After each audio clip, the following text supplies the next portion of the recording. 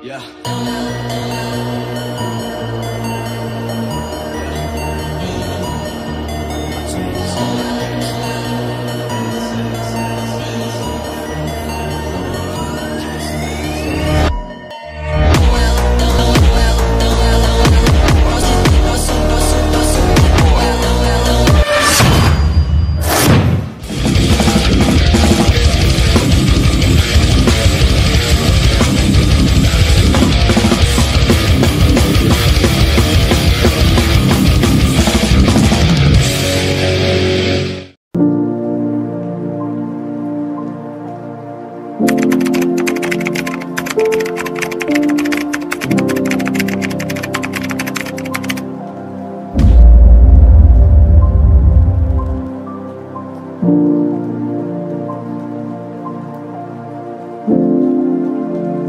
Scene film dibuka dengan menunjukkan kehidupan ekosistem di dasar laut yang tenang dan indah. Semua penghuni lautan hidup damai dengan semestinya. Namun tak lama kemudian, suatu fenomena yang belum pernah terjadi di bumi itu mulai mengguncang seisi lautan. Fenomena ini malah menjadi misteri karena di luar prediksi para ahli. Fenomena ini terjadi di seluruh lautan di muka bumi, yang dimana arus laut di bumi mengalir dan bergerak dengan tak beraturan. Kemudian scene film menunjukkan pada satu keluarga yang sedang liburan di Laut Arabia dengan menggunakan sebuah kapal boat pribadi. Dan mari saya perkenalkan Anda dengan mereka. Yang pertama ada si kepala keluarga bernama Doni dan si bungsu bernama Bonnie. Kemudian ada si ibu rumah tangga bernama Sarah Julia dan si kakak perempuan bernama Jesslyn. Dan scene film pun memperlihatkan keluarga itu melakukan aktivitas liburannya masing-masing, seperti Doni dan Bonnie yang mencoba mengisi waktu liburannya dengan memancing ikan di sana. Sedangkan Jessie yang memilih untuk bersantai sambil dengerin musik The Passport, sedangkan si ibu rumah tangga yaitu Julia memilih untuk berenang. Dan di saat Julia sedang asik berenang, tiba-tiba ia merasakan sesuatu yang aneh di sekitarnya. Akan tetapi ketika Julia memeriksa situasi di sekitarnya, ia tidak menemukan sesuatu apapun. Karena Julia tidak menemukan sesuatu yang mencurigakan, akhirnya ia pikir bahwa itu hanya perasaannya saja. Namun tak lama kemudian Julie kembali merasakan sesuatu yang aneh, dan kali ini Julie benar-benar merasakan ada sesuatu yang sedang terjadi di sekitarnya. Dan benar saja, ternyata itu adalah arus laut yang mulai menyeret Julia menjauh dari kapal. Tak hanya itu, scene film juga memperlihatkan kompas di dalam kapal berputar-putar tidak menunjukkan arah yang benar. Kapal secanggih itu tidak mungkin kompasnya mengalami trouble. Ini sudah bisa dipastikan gravitasi medan magnet bumi sedang tidak baik-baik saja. Dan jika semua itu benar, maka cepat atau lambat bencana besar akan terjadi. Scene kembali ke Julie yang kini semakin menjauh saja dari posisi kapal. Julie pun akhirnya berteriak meminta tolong. Namun Jessie yang sedang asik mendengarkan lagu koplo pakai headset 15 ribuan pun tak mendengarkan teriakan ibunya sendiri. Dan untungnya walaupun Doni sedang strike ikan besar, akhirnya ia mendengar teriakan sang istri yang akhirnya dengan cepat ia langsung menolongnya. Wait. I got you. Dan setibanya di kapal, Julia pun langsung menceritakan apa yang barusan terjadi, di mana ia mengatakan bahwa dirinya terseret air laut. Tidak terlalu penting dan tak mau ambil pusing dengan memikirkan apa yang barusan terjadi. Toh karena yang paling penting kini Julia bisa kembali ke kapal dengan selamat tanpa cedera sedikit pun. Dan pada malam harinya mereka merayakan pesta ulang tahun Bonnie yang ke-13. Perlu diketahui juga guys, bahwa tujuan keluarga ini berlibur menggunakan kapal tersebut adalah hanya untuk merayakan pesta ulang tahun anak bungsu mereka. Bonnie pun mendapatkan kado ultah dari kedua orang tuanya, dan ternyata isi kadonya itu adalah sebuah laptop yang sudah Bonnie idam-idamkan dari kapan hari. Dan setelah perayaan ultah itu selesai, tiba-tiba Jessie mendapatkan video call dari sang kekasih yang bernama Fernando. Ketika mereka sedang asik mengobrol satu sama lain, tiba-tiba Jessie melihat sebuah badai petir yang sangat mengerikan tepat di belakangnya Fernando. Kemudian Fernando pun mencoba untuk menjelaskan bahwa badai itu hanyalah badai biasa yang tidak berbahaya. Namun tak lama kemudian sinyal mereka tiba-tiba terputus dan hal tersebut membuat Jesslyn cukup panik. Jessie pun akhirnya memberitahu kepada orang tuanya bahwa kota tengah dilanda badai yang cukup mengerikan. Tak lama setelah itu Jessie pun mencoba kembali mencari sinyal untuk menghubungi kekasihnya itu.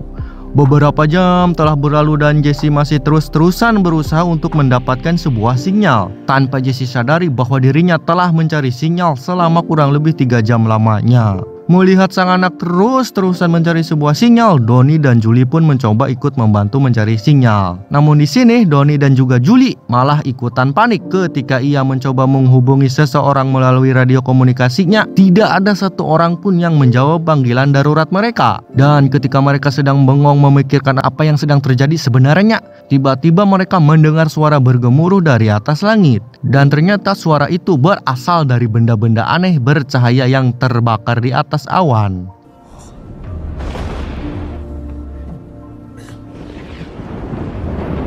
Kemudian Donnie pun lebih memilih untuk menjauh dari tempat tersebut untuk menghindari hal-hal yang tidak diinginkan.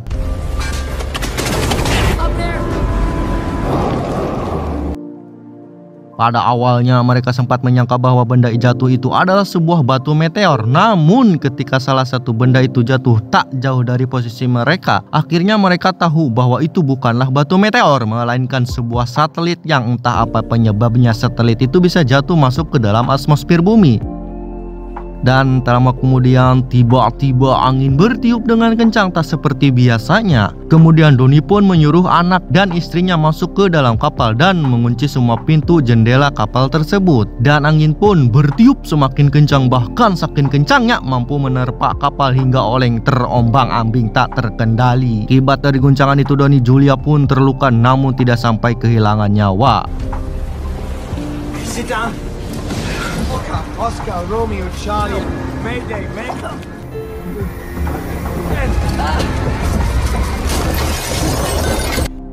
Kemudian scene film pun menunjukkan pada esok paginya, kapal yang semalam terombang-ambing tak terkendali kini terlihat sudah lebih tenang. Tak lama kemudian Donnie memberanikan diri untuk mengecek situasi di luar. Namun ketika mereka keluar dari kapal, satu keluarga itu dibuat melongo ketika melihat air laut sudah surut dan dasar laut yang begitu dalam kini berubah seperti gurun.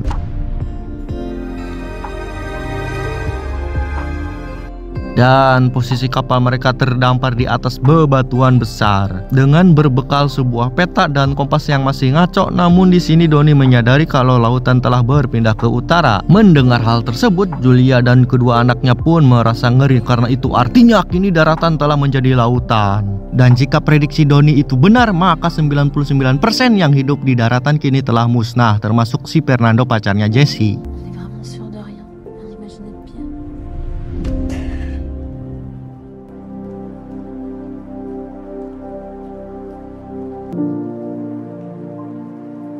Kemudian Julie pun mengumpulkan perbekalan yang tersisa, sedangkan Bonnie menerbangkan balon bekas perayaan ulang tahunnya untuk memberi tanda posisi mereka, siapa tahu ada orang yang masih hidup dan melihat balon tersebut. Dan kemudian Donnie pun kembali mencoba mengirimkan pesan suara melalui radio. Dan ternyata tak membutuhkan waktu yang lama, ada seorang pria yang menjawab komunikasi radio dari Donnie. Dan si pria itu kita sebut saja Rudy. Ternyata ia seorang kapten kapal selam kecil, di mana pada saat bencana terjadi, Rudy dan salah satu temannya sedang menjalankan sebuah misi di dalam lautan, dan karena itulah Rudy bisa selamat. Rudy kemudian memberitahu Donnie di mana dirinya melihat dengan pengalamannya sebagai seorang kapten, ia memiliki firasat bahwa semua air laut kini berada di daratan akan kembali ke lautan dalam waktu 1 minggu. Maka dari itu Rudy menyarankan Donnie beserta keluarganya untuk mencari tempat yang lebih tinggi karena perpindahan air laut akan menciptakan mega tsunami yang begitu besar. Karena Donnie dan Julia adalah orang tua yang lebih mementingkan kehidupan anak-anaknya, Donnie pun bertanya kepada Rudy apakah ia bisa menyelamatkan kedua anaknya itu. Dan Rudy pun menjawab bahwa kapal selam miliknya sangatlah kecil dan hanya bisa diisi oleh 3 orang. Dan untungnya rekan Rudy baru saja meninggal diserang oleh kepiting. Entahlah jenis kepiting seperti apa hingga membuat rekan Rudy tewas. Akan hal tersebut maka kini ada tempat untuk kedua anaknya Donnie. Rudy pun kemudian memberikan titik koordinatnya kepada Donnie yang jika ditempuh dengan berjalan kaki bisa memakan waktu 3 hari. Mengingat bahwa lautan akan kembali dalam seminggu, Donnie pun meminta Julia dan anak-anaknya untuk segera berkemas. Only the children. I will stay connected on Channel 16. Good luck. Dan pada saat mereka berkemas, tiba-tiba Donnie melihat seorang pria dengan seekor anjing yang akan menghampirinya. Dengan niat baik, Donnie pun langsung menghampiri pria itu untuk memberikan sebotol air minum. Dan ketika Donnie mengajak si pria itu ke kapalnya, si pria ngehe itu tiba-tiba membunuh Donnie dengan cara ditusuk menggunakan tombak rakitan. My wife's a doctor if you need any help. Si pria itu kita panggil saja Agus. Si Agus yang tak tahu diri itu pun kini menyerang Julia dan kedua anaknya.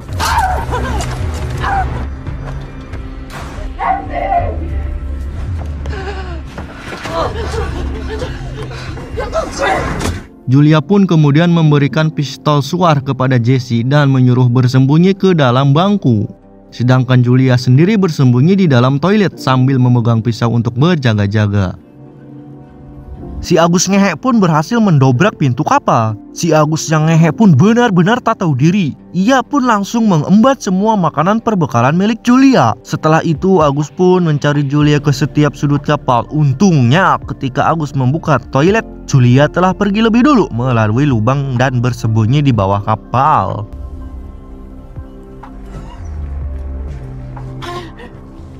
Agus yang melihat Julia pun langsung mengejarnya hingga akhirnya Julia pun tertangkap. Melihat ibunya hendak dibunuh, Jesse pun memberanikan diri menembak si Agus. Tembakan itu berhasil menjatuhkan si Agus tapi tidak sampai membunuhnya. Namun percikan yang dihasilkan dari tembakan itu mulai membakar seisi kapal.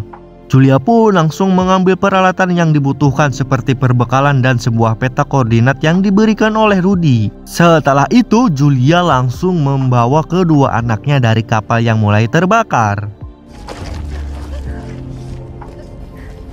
Saat ketiganya meratapi kematian Donnie, tiba-tiba si Agus berhasil keluar dari kapal. Melihat si Agus yang berhasil keluar itu, Julia beserta kedua anaknya itu langsung beralih sekencang mungkin untuk menghindari kejaran si Agus.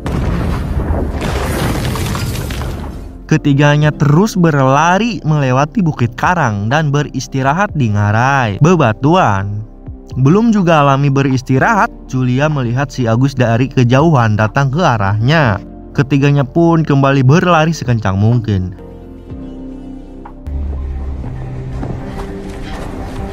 Dalam jalur pelariannya itu mereka melewati ratusan tong yang berisi limbah beracun. Mereka juga melewati sampah plastik yang mengumpul di bebatuan karang. Tak lama setelah itu mereka pun menemukan bangkai jet pribadi yang tenggelam. Akhirnya mereka pun memanfaatkan pesawat tersebut untuk beristirahat.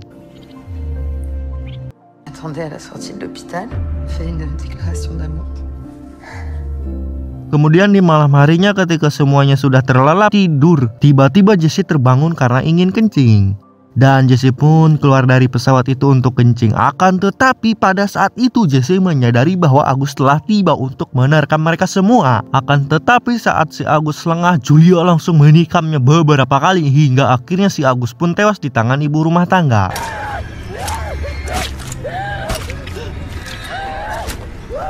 Akhirnya mereka pun lega karena kini orang yang mengincar mereka telah berhasil disingkirkan dari dunia ini.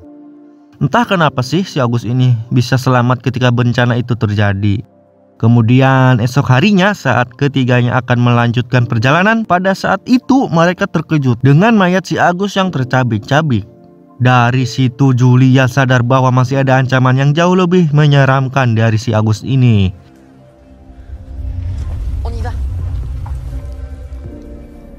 Akhirnya mereka pun melanjutkan perjalanan menuju titik koordinat yang diberikan oleh Rudy.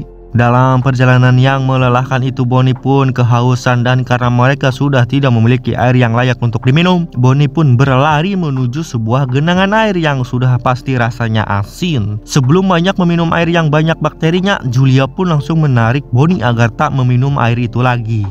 Mereka pun akhirnya kembali melanjutkan perjalanannya dengan kondisi Bonnie yang sudah lemas. Setelah beberapa meter berjalan, mereka kembali menemukan sampah kursi plastik yang berserakan. Julia pun akhirnya berinisiatif untuk membuat shelter dari kursi bekas tersebut sebagai tempat peristirahatan mereka. Dan akhirnya mereka pun beristirahat sejenak. Singkat ceritanya, ketika hari mulai gelap, Julia tiba-tiba mendengar suara gemuruh yang aneh. Ia pun akhirnya keluar untuk memeriksa suara tersebut. Dan betapa terkejutnya Julia ketika melihat ribuan kepiting Alaska muncul dari balik bukit.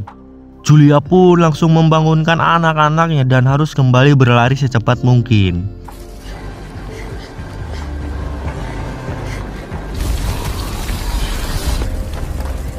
Dan ya, ternyata kepiting inilah yang telah menewaskan rekan si Kapten Rudy. Dan kepiting ini juga yang telah mencabik-cabik mayatnya si si Agus. Dalam perlarian itu tiba-tiba mereka melewati sebuah kapal kargo yang cukup besar. Tak hanya itu, Julia juga melihat ada beberapa orang yang sedang memungut sampah di sekitar sana. Lantas Julia pun langsung meminta pertolongan kepada mereka. Namun mereka menolak dan malah mengunci diri dalam kontainer. Alhasil, Jessie, Julia, dan juga Bonnie pun memilih untuk naik ke atas kontainer tersebut. Namun naas ketika sedang memanjat, kaki Julia tercabik-cabik oleh kepiting besar Alaska. Akan tetapi pada saat itu salah satu kepiting tak sengaja menjebol kontainer tersebut sehingga orang-orang yang di dalam kontainer itu pun menjadi santapan kepiting Alaska. Scene kembali ke Julie yang dimana akibat dari gigitan kepiting tadi membuat dirinya pingsan.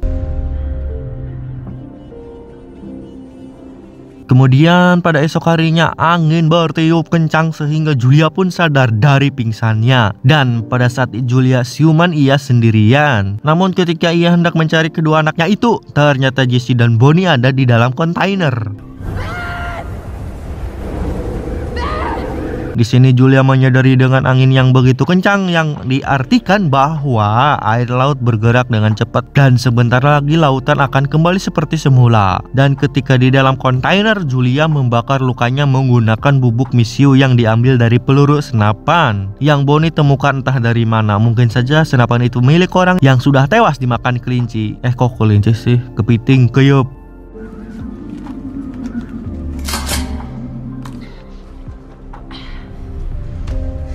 Setelah angin yang mulai kondusif, mereka pun keluar dari kontainer dan langsung menghubungi Rudy menggunakan telepon satelit yang ia temukan di dalam kontainer. Singkat cerita, ketika teleponnya terhubung dengan Rudy, pada saat itu juga Rudy langsung memberitahu bahwasannya tentang prediksinya bahwa lautan akan kembali dalam seminggu itu salah. Rudy juga mengatakan bahwa lautan sebenarnya akan kembali pada hari ini, tepatnya 3 jam lagi. Pada saat itu syukurnya lokasi Julia dan Rudy tak begitu jauh untuk mengetahui. Rudy pun akhirnya menembakkan mercusuar dan si Bonnie pun melihat tembakan tersebut.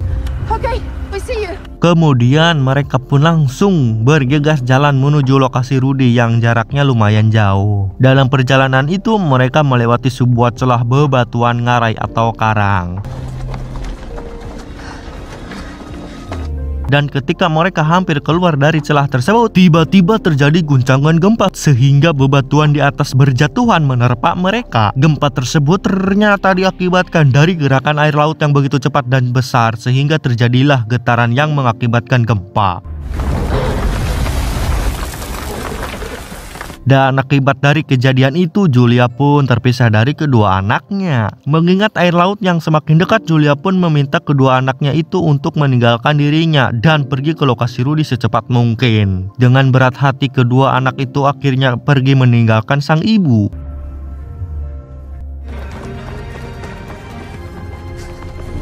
Sesampainya di kapal selam ini itu, ternyata Rudy ditemukan sedang tidak baik-baik saja akibat diserang oleh geng kepiting Alaska yang rakus. Rudy yang menyadari bahwa dirinya akan game over pun menyarankan Jesse dan Bonnie untuk menjemput dan menyelamatkan Julia agar mereka bisa masuk ke dalam kapal bersama sang ibu. Seperti kita ketahui di pertengahan film ya guys, bahwa kapal selam itu maksimal muat untuk 3 orang. Dan karena si Rudy sudah pasrah dalam keadaannya itu, maka kesempatan untuk menyelamatkan Julia pun masih ada. Dan kemudian Jesse pun langsung bergegas pergi kembali untuk menyelamatkan sang ibu. Dan scene film pun memperlihatkan Julia yang sudah putus asa itu malah dikejutkan dengan datangnya puluhan geng kepiting Alaska. Julia pun menembaki kepiting bancakan itu hingga titik darah penghabisan, dan ketika senjatanya kehabisan amunisi, datanglah Jesse dari atas yang ternyata jaraknya tidak tinggi-tinggi amat pun langsung mengulurkan tangannya dan menarik Julia ke atas. Kalau tahu semudah itu untuk menyelamatkan si ibu, kenapa gak dari tadi aja ya kan?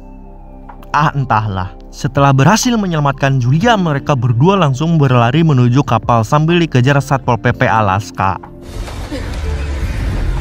Bonnie, Julie, dan juga Jesse pun langsung naik ke atas kapal, sedangkan Rudy mengorbankan dirinya agar kepiting itu tidak naik ke atas kapal. Ya, setidaknya kematian Rudy tidak sia-sia. Di akhir hayatnya, ia bisa menyelamatkan 3 manusia terakhir di bumi. Tepat saat ketiganya masuk ke dalam kapal, datanglah gulungan air mega tsunami yang akan kembali ke lautan. Dan akhirnya air itu menerpa kapal selam yang membuat seisi kapal terguncang, dan akibat dari guncangan itu Julia dan kedua anaknya pun pingsan.